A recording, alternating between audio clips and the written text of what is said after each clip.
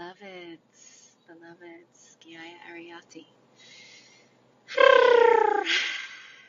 Beautiful soul family, heavenly divine family.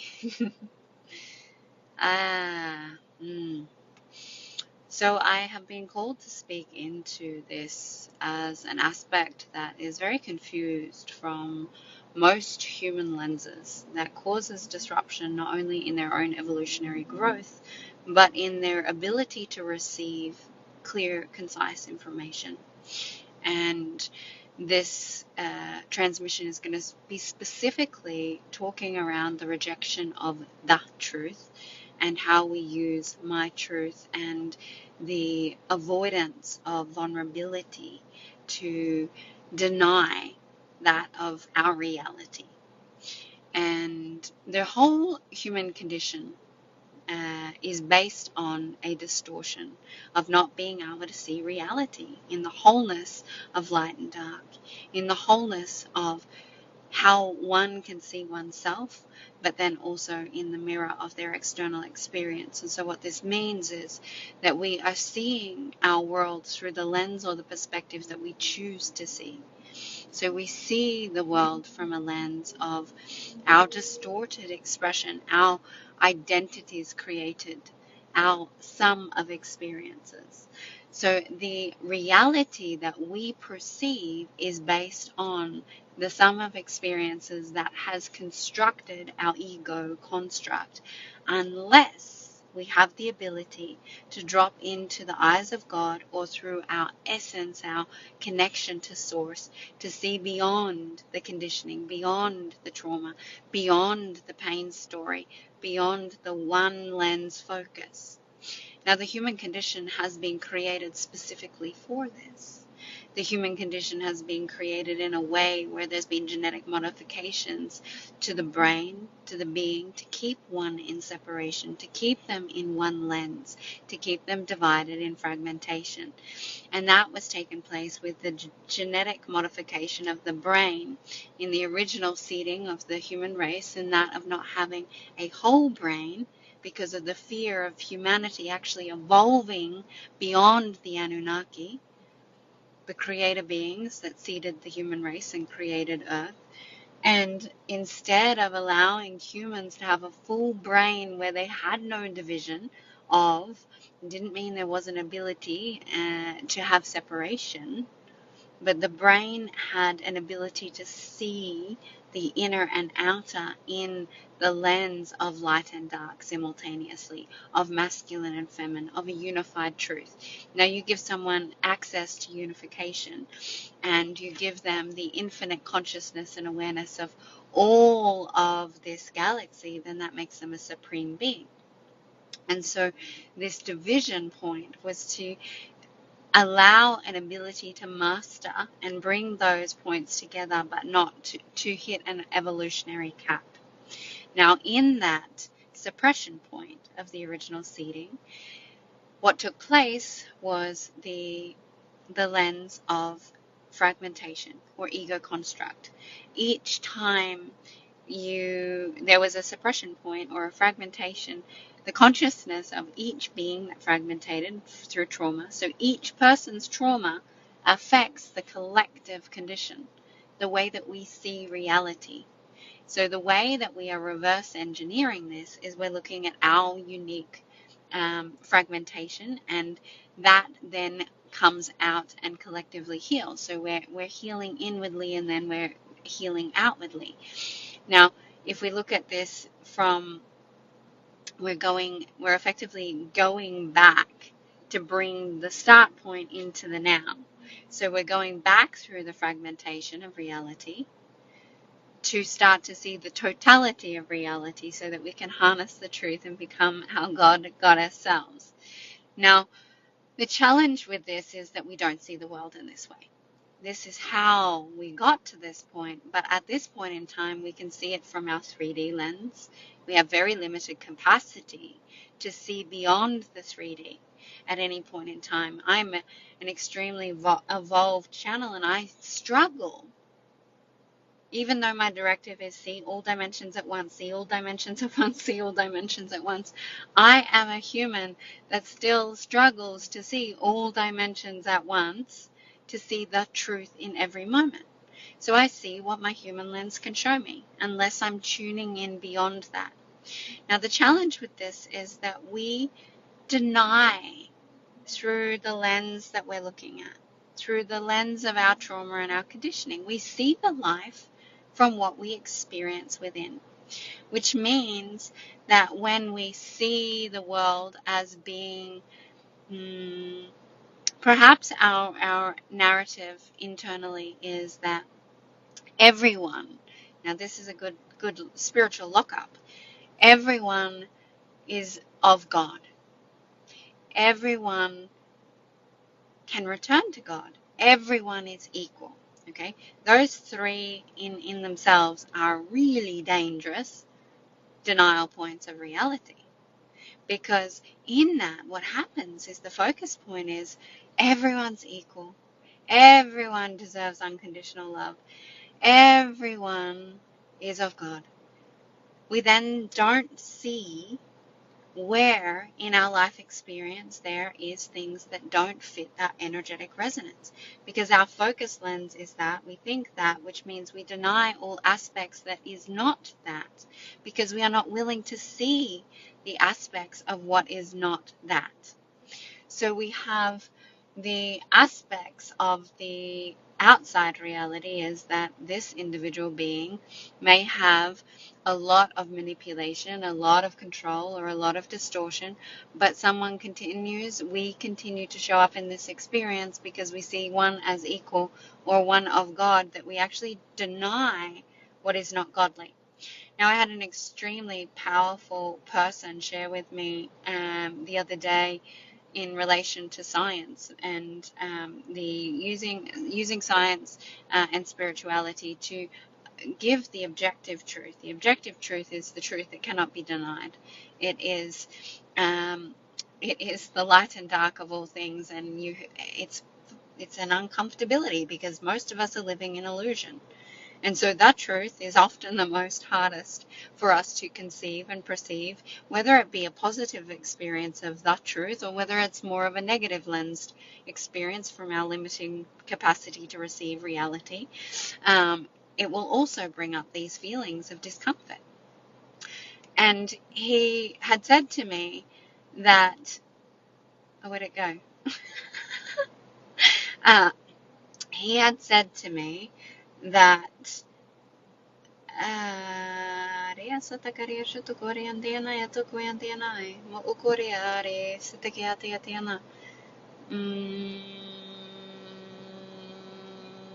that's interesting. Obviously, it didn't need to be said.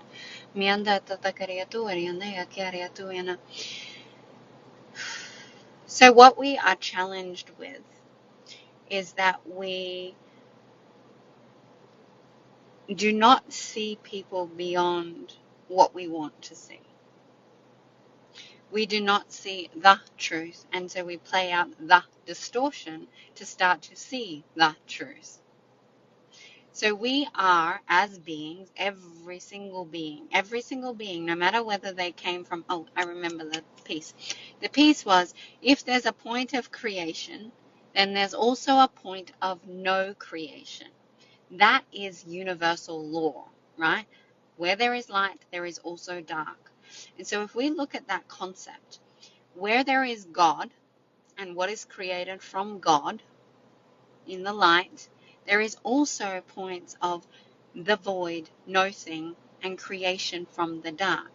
Now, what happens when something or some consciousness from the void or nothing or creation of separation creates something else, right? This is like a double negative. You have a separated being that has forgotten source that then creates from another expression of forgetting source to create something that actually any creation that's been created from a separate consciousness has no access to witnessing the light. They can only perceive the light because they have not experienced the light within themselves, which means they are actually not of God creation. Creations from God came from whatever point of, we'll say, the light. And then the creations that are not of God, even though everything has to coexist to keep itself balanced, was created from the point of separation. And so there are experiences, there are things within our current now reality that are not of God, that are not holding the light spark, so the spark of creation. Every single one of our divine family, of our brothers and sisters of the 144, hold a divine spark of creation. The other consciousnesses that may appear in physical form to be of that of someone of your brothers and sisters, and there is so many agendas, and I know how challenging this is to hear, but this is the truth, is that there are also beings that do not have a divine spark. Now, what does this mean for a reality, the reality of everything is light, everything is dark, and it all coexists, is that when there's no divine spark, someone, because all consciousness is trying to evolve, all consciousness wants to see itself through another, to understand itself, to start to make sense of itself, will then take or feed or mimic or clone or copy the divine spark or the frequency or of something that holds that connection to the light, because it allows for an evolution, because you cannot know what you have not experienced. You cannot know what you have not yet come to understand, which is why when I speak to some of these topics, I know that there's a majority that have no clue what I'm talking about, because you cannot understand what I'm sharing to the totality of its multidimensionality through all time space dimensions unless you have met that part of remembrance or recognition or evolved into that point yourself. Now, it is not saying that at any one point we can't do that. So this is where hierarchy is absolutely necessary. We are not all equal. We were not meant to be equal. This is God's law. It's done in a way so that we can evolve, and there are steps and there are stages. We can jump, yes, we can jump into a point of remembrance, but we then have to bring our remembrance down into the integration. So this is where you are you're either creating from that point or you're reverse engineering, because you can't miss steps. You can't miss steps and actually understand your reality, because you have to see all of reality to transcend reality. And it is a continual evolutionary process. There are different stages. A hierarchy stage is seeing that currently we as humans are pretty limited in our lens. And our desire to reject the truth because it's uncomfortable means that we put ourselves at the effect of learning through contrast, because we don't want to look at that truth. But we all have access to the truth. There is not one living consciousness that cannot, if they connect into or allow for that expanded awareness, no matter what they hold within, can deny the truth. The truth is black and white. The truth is all spectrums. And when you're exposed to the truth, then you have an opportunity to choose through sovereign free will. So why is this important? So that we step out of the illusion, so that we can reclaim our sovereignty, so that we stop denying our reality, so that when we have perpetuating cycles and we're desiring evolution, that we can see the reality that we're creating, that we look at the lens of the light and we look at the lens of the dark. That we don't wrong either lens. We don't wrong the positive or the negative. We just choose to see it all because it is one. You cannot have ascension without descension. You cannot experience God if you've come from a place of separation consciousness, and if you started your point of creation in this experience from somewhere from the pits of hell and started to work your way up. If you're a human and you've only experienced descended consciousness, the only way for you to go is up. You will be going through an ascension period or phase. And you can then still choose through that awareness of light and dark to choose unity. But we can't unify ourselves if we don't have this awareness of polarity. And the truth is that we are polarized. The truth is, if you can understand polarity and not judge it, and not deny it, and not be manipulated by it, and not manipulate others by it, and choose to just see it for what it is, that you can create freedom,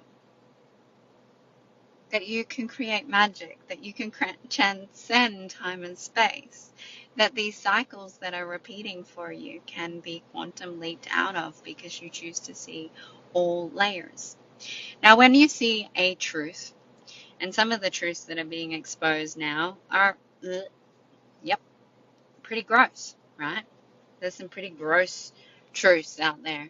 You know, when the veil of illusion drops in a relationship, when the veil of illusion drops around our world's state of affairs, when the veil of illusion drops and you've denied some aspect of your behavior. Maybe you've denied an addiction and you haven't seen it.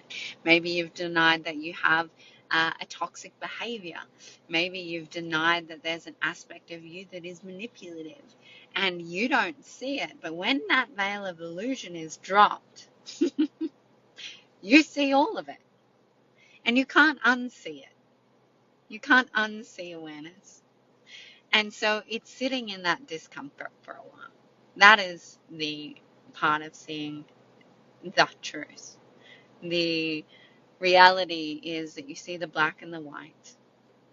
And you see the discomfort of how it feels. But then you also see the love. You see how you have grown, but you also see how you've been hurt. You see the full spectrum so that you can go, yes, I am not denying my feelings, thoughts, emotions. I'm not denying my vessel or my emotional, my spiritual, my flow or feminine. And I'm also not denying the part of my mind or my consciousness, my brain, that desires to either get past this and move forward and change things. I'm seeing them both simultaneously. And when I see simultaneously, then I'm able to make whatever choices in that moment allow for me to find what feels to be most aligned with the truth for me. My truth. Now that's where my truth and the truth are different. My truth is quite easy to feel. The truth is really uncomfortable. So when we talk about this is my truth, it's a way to justify our thoughts, to justify our behaviors, to justify why we're choosing something, a relationship, etc., etc. My truth really means absolutely nothing. You can have belief systems, but it doesn't make them real. You can have thought forms, it doesn't make them real.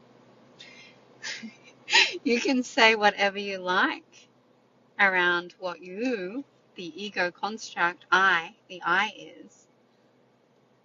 But if you're really desiring evolution, you're really wanting to quantum leap at this point in time and to drop those perpetuating cycles, then you're required to look at the truth. Why am I repeating the same shit over and over again? Because I'm not willing to look at the truth about myself and my reality. And right now is a beautiful time to look at it and break some of these really big perpetuating cycles, the ones that go round and round and round, and sit and feel them in totality. So you can go, yeah, nah, that actually doesn't work for me anymore, and I'm choosing to see the truth and create something different for my experience. But you won't do it by denying, you won't do it by distracting, and you won't do it by using your egoic mind. I love you. Ahava. God bless.